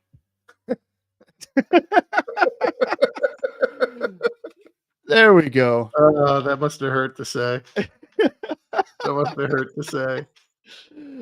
She lost a bet and lost some games. Wah wah. She's a Oh, good sport. you know, All right, Fate almost had it where she didn't even have to get that played on Splinterland or on the town hall. But you know what? I persevered for you, Angry Chipmunk. nice. Okay, let me go hop into these questions. Maybe you can bring on the full team and I can start plowing through these. All right, can we know the process coming up with the proposals is done and how many people are involved in vetting these things? Matt, do you want to take a shot at that?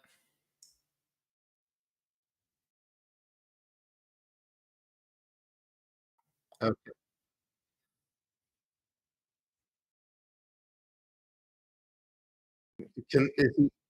Can they hear him? Can you guys hear Matt? They can't hear you just yet. So we'll hopefully that'll be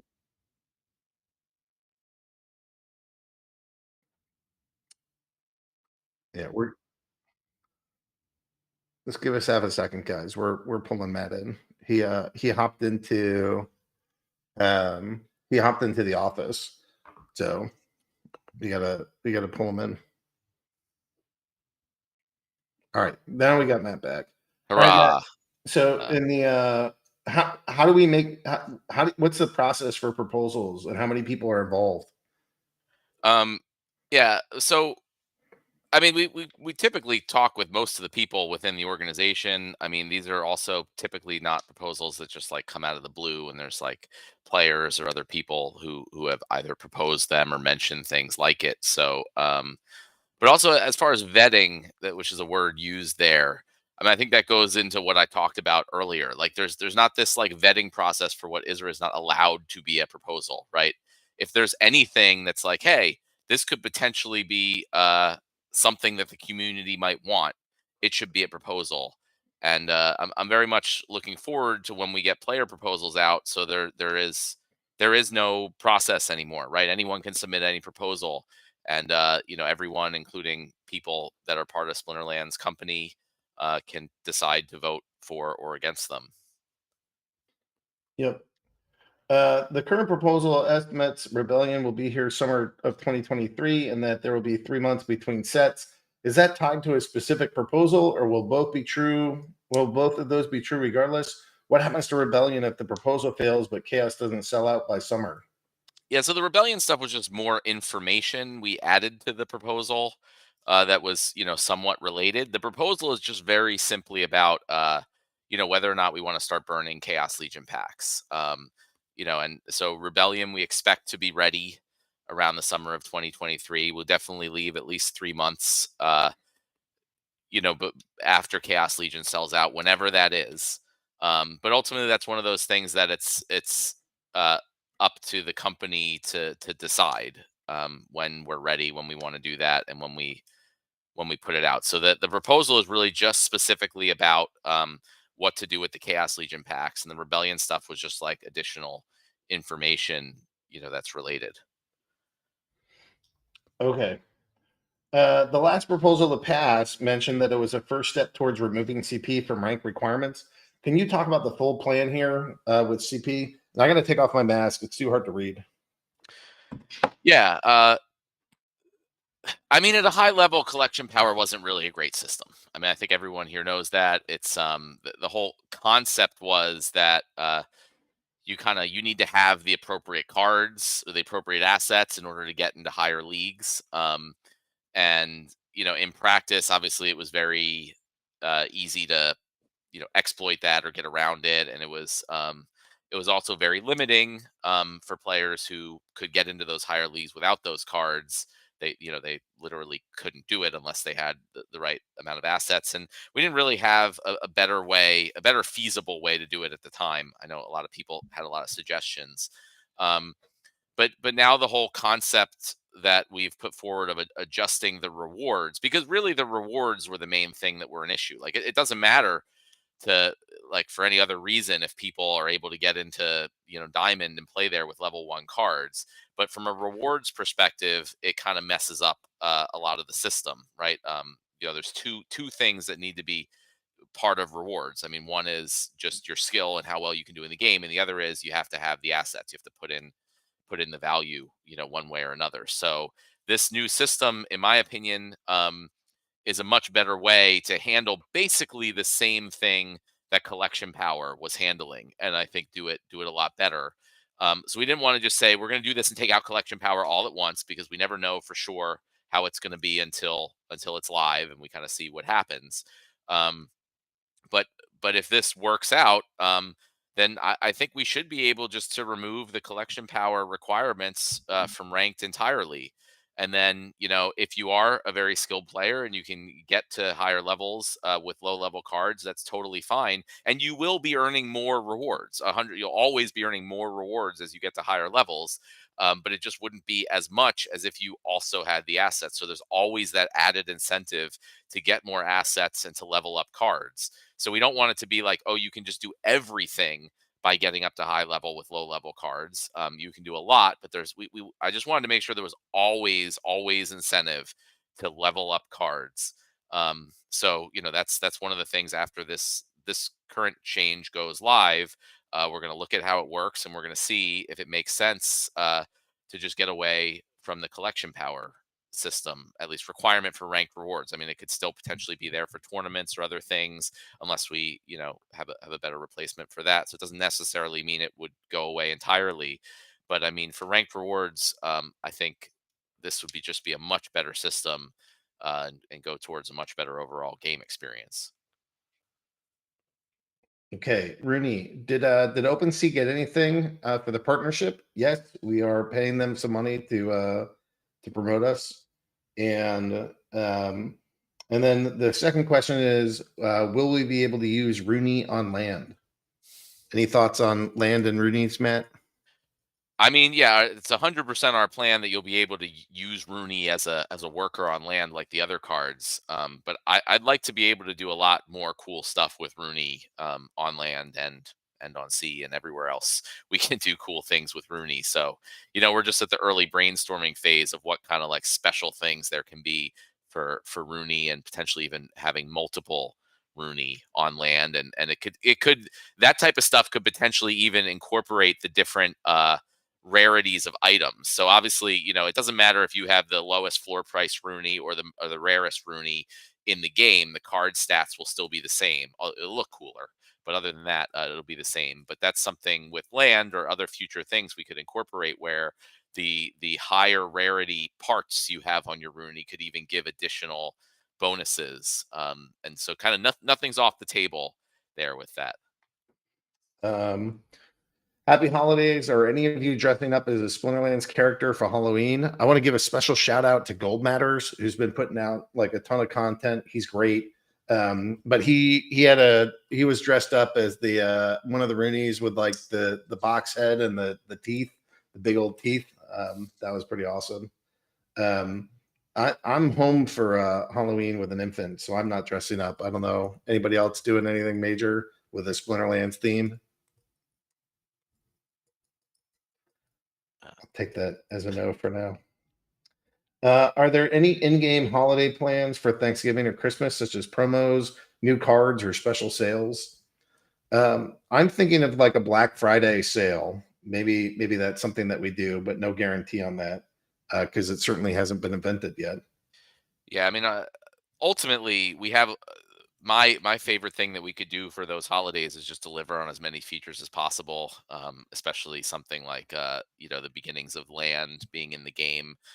So anything we would do would just be taking away from the other features that everyone's excited about. So for me, my focus would be on getting our existing roadmap out the door, which should be a better gift to all of our players than some little sales or skins or whatever. Question: can we get the final dates on Lux Vega regarding date? What token will be used and how Splinterfest discounts will be applied? Also, will there be a time limit to purchase a Splinterfest reserve spot? Can we buy one on the public scale for the chance of a gold foil before spending for a reserve gold foil spot? We don't have the date finalized yet, as far as I know. We're hoping for it to be next week, but it depends on having it built and ready for that time. I mentioned earlier, but it's good to mention again. It will be DEC only with discounts up to 50% for using vouchers, which is going to be kind of a pretty standard pricing mechanism for most everything we do going forward. Is going to be DEC with the voucher discount. Exact details will be out as soon as we're ready to put them out. And yeah, I mean, I guess you could buy. There's definitely going to have to be some time limit to getting a reserve spot. I mean, we can't just leave it there for indefinitely. And yeah, I guess you could buy one on the public sale and get a chance of getting a gold foil before getting your reserve gold foil. How are we handling transferability of gold foil discounts or even regular foil discounts? I mean, they're just promo codes, right? We just don't have the time or resources right now to implement some other type of NFT-based system. I agree that would be very cool. But again, we have other higher priorities to focus on than this kind of one-time thing. So it's going to be a promo code. And once it's used, it's used. So I would just be careful with that.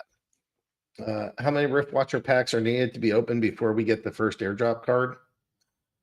Well, they've already been enough have already been opened. It was the 500,000 from the pre-sale. It's just we've been having some creative and implementation delays on that card to get it ready, but I'm hoping that should also be within the next week or so as well. And now we're getting pretty close because we're at 846,710 Rift Watcher packs sold. It's possible, not too distant future, we're going to have that next airdrop that hits here pretty soon. Yeah, and that one should be ready on time, hopefully. There was a lot of stuff that happened all at the same time with the Rift Watcher sale, so I apologize for the delays, but we're trying to organize everything as best we can.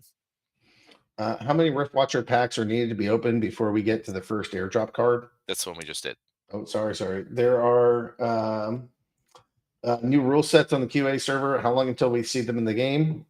Brybro, hit us with the answer again. Hopefully tomorrow. Yeah, Should be in there. there. I think Brybro is going to talk about that one. Yeah. Okay. That's all the questions that I had in the town hall, like pre-assembled questions. I guess you guys have 15 minutes to go nuts, or 14 minutes. So if we can get, there we go, Q&A section open. Ron, are you reading these today? Would you like me to? Yeah, go for it, Ron. All right. So we have one from Fat Jimmy. Question: what do you think of the pack burn prop before land is released? Isn't this a bit premature? Why not get the land out and see what happens to cards demand, especially after what Nate just said? I probably missed what Nate just said, but So first of all, the pack burn prop again is up to the community. So if they feel that it's premature, then vote against it. That's totally fine. We won't be upset. But as far as getting land out, I mean, we hope to have like phase 1 of land out in the not too distant future. But the point where you can actually put the cards on the land, is going to be phase 2, and that's going to be, that's a pretty big project. So that's why I would personally say, we wouldn't want to wait for that. And ultimately, again, like the pack burn thing, it's sort of also not really beneficial for the company. That's just something that as a player and as a community member, like I think would be awesome. Like there's, I think, too many packs available right now for that the market can really bear.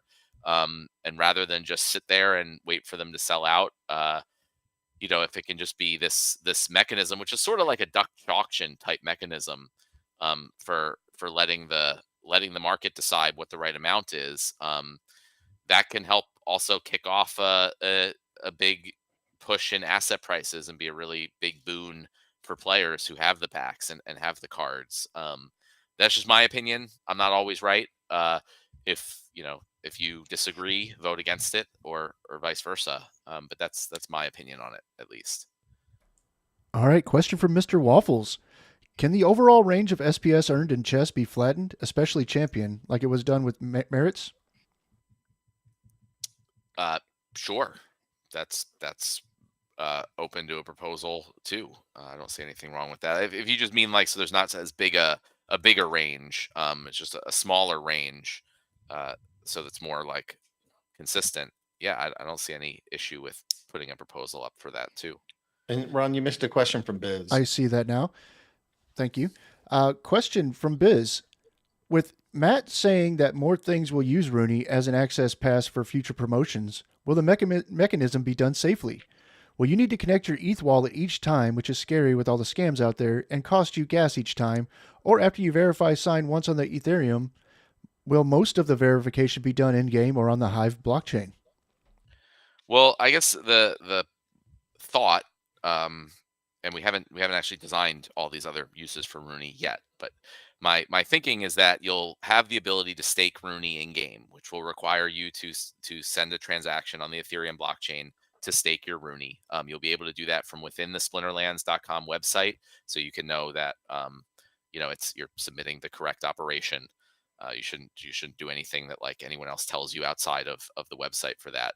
But then once it's staked in the game, then that should open up all the other things you'll be able to do with it. So initially it'll be allowing you to use the card to battle in the game, but then all the other stuff, whether it's land or whatever, should be the same thing.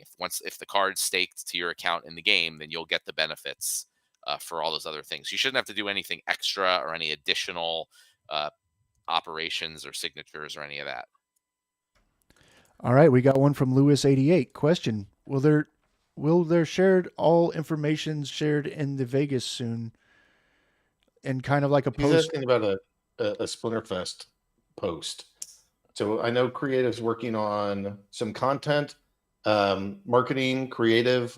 How are you going to share Splinterfest to those that weren't able to be there? So there was a small little catch-up post by Beth that she had created for last week. We're also going to be kind of taking all the video feeds from HyperX and a lot of the photos and everything else and do another wrap-up post. We're just waiting for HyperX right now to essentially edit and send us all those video clips and footage. So we'll have that probably the next week or so for you, everyone. Okay, Extreme Player 63 says, I know Matt shot down this proposal openly on a town hall 7 months ago when it was asked without hesitation. But is there any way the team would be open to sharing company numbers with us? This is the easiest way to restore trust among players/investors in this project. All companies that are investable, Wall Street, Main Street, have open books with important metrics for investors to better gauge their investment and safety opportunities. I think that's more of an Aggie question than a me question. I don't remember shooting that down, but yeah, I mean, there's certain things that we have to keep private. We have a lot of our numbers are actually publicly accessible, because you can start calculating like sales and whatever else, because these are like public numbers, and we post a lot of this stuff to the chain whenever we make sales. So you guys can get a pretty close estimate of what we're doing. I don't know. I've gone. I like to be transparent, so I got to kind of go through and check whatever the laws are in terms of how much we can share. Um, like we don't want it to look like we are trying to allow for like investment generally into the company. And when you do stuff like this, it gets into that range. So this is more of like a question for like my legal department than it is for me. I'm generally okay with sharing a bunch. So that's not going to get you like a really short answer. That'll be a process to figure out. All right, we got a question from Zaku. Is there any way to make Gladius cards transferable? Even with some deck fee for that, it could be a good deck sync.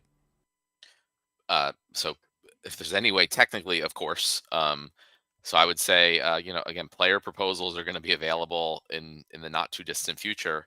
Put up a proposal for it. I mean, if the community, again, and this is one of those things that's a company decision, not a DAO decision, because it's not really like SPS voucher related. But if the community kind of overwhelmingly supports a proposal like that, then it would kind of be silly for us to say no to it. All right, Intrepid Surfer has one. What will be needed to pay the fee to make a DAO proposal? Could the use of vouchers decrease fees within the planned SPL non-card marketplace? Yeah, so it's a good question. The answer is not sure yet. I don't see any reason why vouchers couldn't decrease the fees or oh, those are two separate things. So it'll be something with like SPS and vouchers. I know generally we want to price as many things as possible in DEC, but since the SPS validator nodes are initially only going to handle SPS vouchers and licenses, we need to keep the whole proposal system within that sphere. So I think it's going to be SPS needed to make a DAO proposal. But the exact tokens and the amount, again, that's all up to the DAO. The whole proposal system is ultimately owned by the DAO. So we will propose what we think is good. We can go with that if the community doesn't like it or if they want to change it. That could be a proposal that anyone can make at any time. So that again, that's all up to the stakeholders and not us. Although we'll just kind of kick things off with it to get it going. As the second question, yes, vouchers. Sure, vouchers could decrease the fees. With anything really. And again, that's something that could come down to a proposal. A lot of these things, just so you know, a lot of people like propose, they say something, oh, can this do this? And it's just one quick sentence. But then when you get into the weeds, there's like probably 1,000 details about how that works and whether it makes sense. How does that affect third-party marketplaces like Peak Monsters, all these things. So just keep that in mind. Like it's very simple to say something in like a one-sentence thing on Discord. But when you get into the weeds, sometimes these things get more involved, and that may be why we don't necessarily spend a lot of time on them. All right, we got a question from Commander Chaos. Can we vote on what tokens/amounts the DAO holds? Yeah, absolutely. Everything about the DAO is going to be open to proposals. I mean, we were planning to put up proposals, from us until the player proposal system is available. Just saying, I mean, the DAO has a ton of SPS it's been getting from the Riftwatcher sales. I mean, does the community want to stake that SPS? Does the community want to sell that SPS? This is all sorts of things that it could possibly be done with that. I mean, it's yours. It's ours. It's all of ours. Everyone who owns SP and stakes SPS tokens, it's up to all of us to decide what to do with all of those funds. All right, Key to the Gates question. According to the roadmap, node license, testnet, and land phase 1 would be before end of year. Are we in schedule with these? Node licenses, I think so. But again, just so everyone knows, with node licenses, we are basically building our own new blockchain. I mean, it's a layer 2 blockchain on top of Hive. It's a big, big project, and we keep running into unexpected things that are coming up when we're testing this and trying to run it. So it's definitely a lot behind the schedule that I had hoped for. I had hoped it would be live by now. I still think it can be out by end of year. Land, we're working hard to get as much as we possibly can out by end of year, but ultimately, like we're doing this as fast as we possibly can. We're not sitting here like, oh well, we don't really feel like doing it.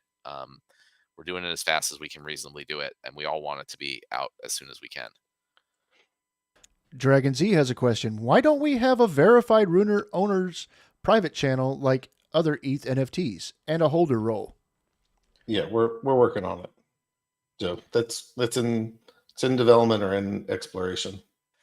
Killwizzy, my Transact keeps timing out, preventing me from using credit card to get SPS. Is this on your radar, or am I the only person that has this issue?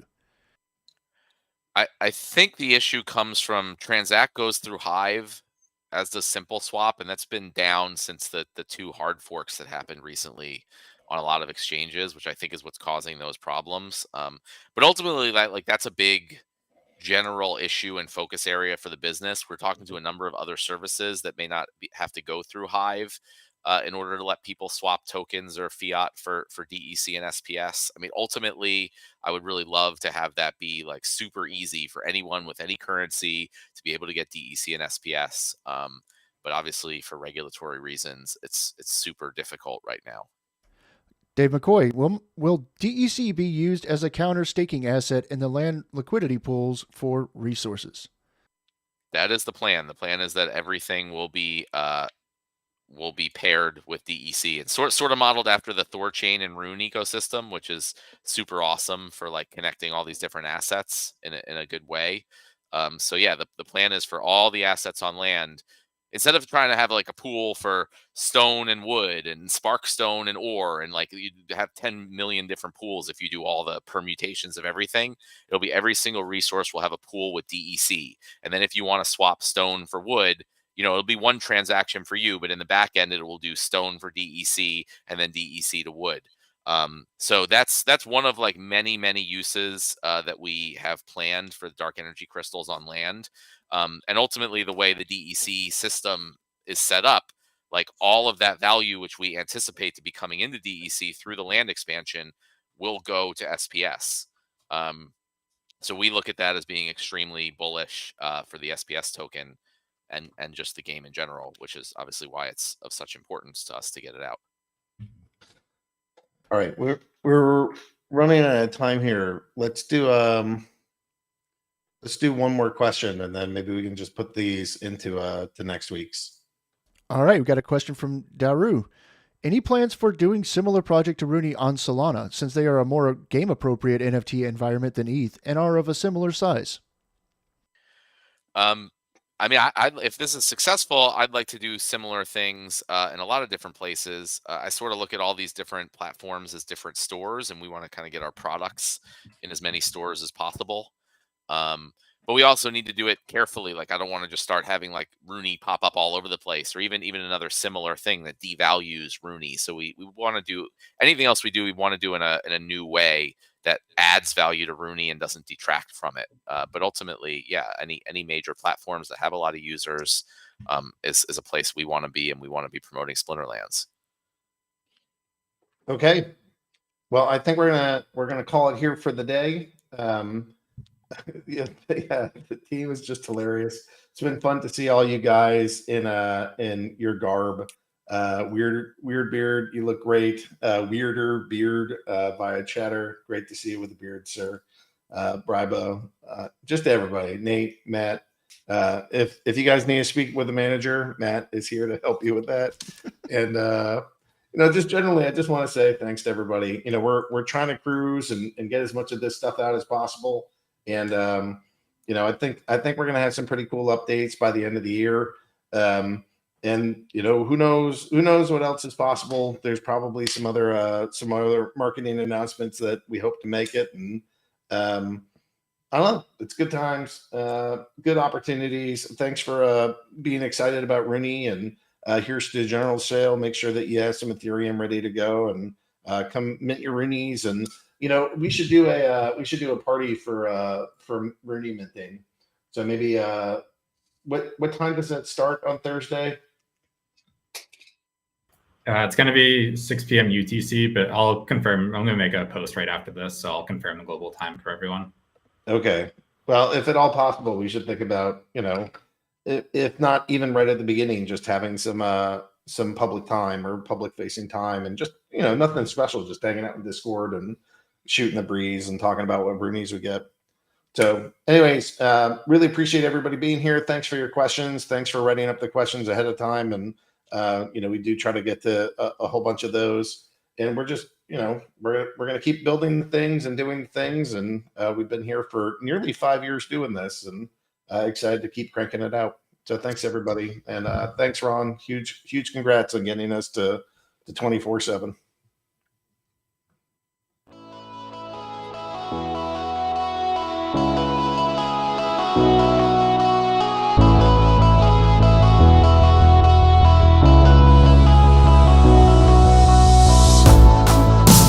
Chaos reigns and hope is lost. When your darkest days aren't saved by the dawn, we bring the light to help guide the way. We are with you. We are the Rift Watchers.